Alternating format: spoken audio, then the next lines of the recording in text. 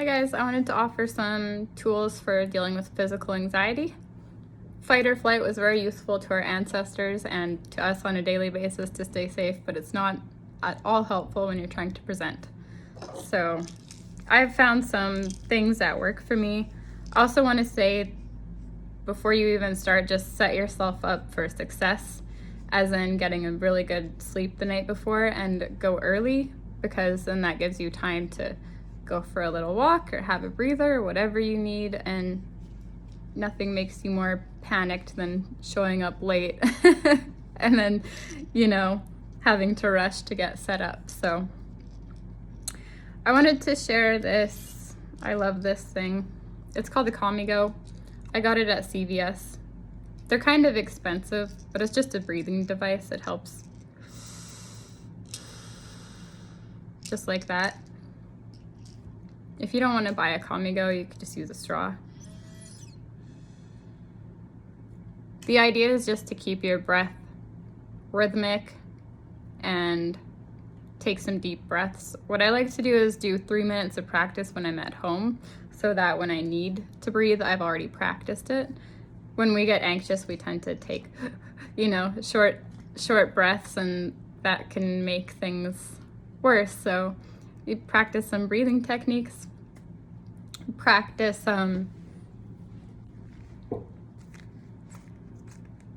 physical techniques. If you have something to squeeze, this is called progressive muscle relaxation. You squeeze something for a few seconds as hard as you can, let it go. Squeeze something as hard as you can, let it go. And what that does is it just helps release physical tension, and it's very well researched. It's very effective for some people, and even if you don't have something to squeeze, you can just do it physically. If you're just standing there, okay, I'm gonna squeeze my calf, let it go. That's one thing you can do. You can have a texture. You can have something like, I had this little fuzzy horse that I'd carry around, and just rub it, because the thing is, you want your brain to focus on what you're feeling and not what you're thinking. It's just a distraction. So if you carry around something that has a texture on it, you can just pull that out and just feel it, and that helps you stay mindful. Mindfulness is the best way to overcome anxiety. Anxiety lives in the future, depression lives in the past, mindfulness lives in the present.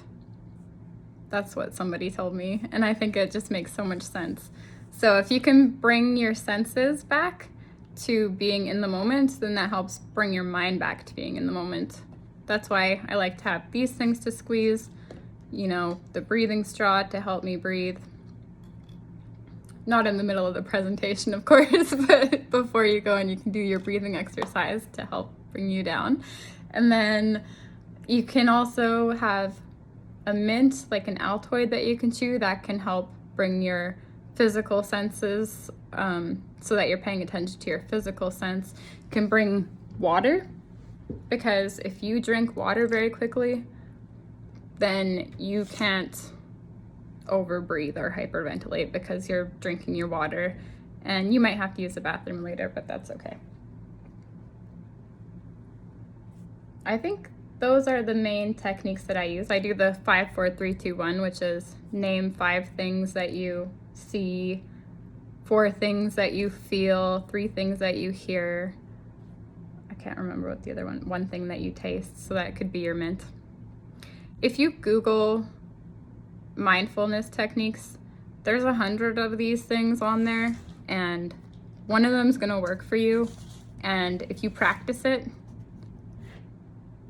you'll notice that you can bring your state from a really anxious state to a really calm state.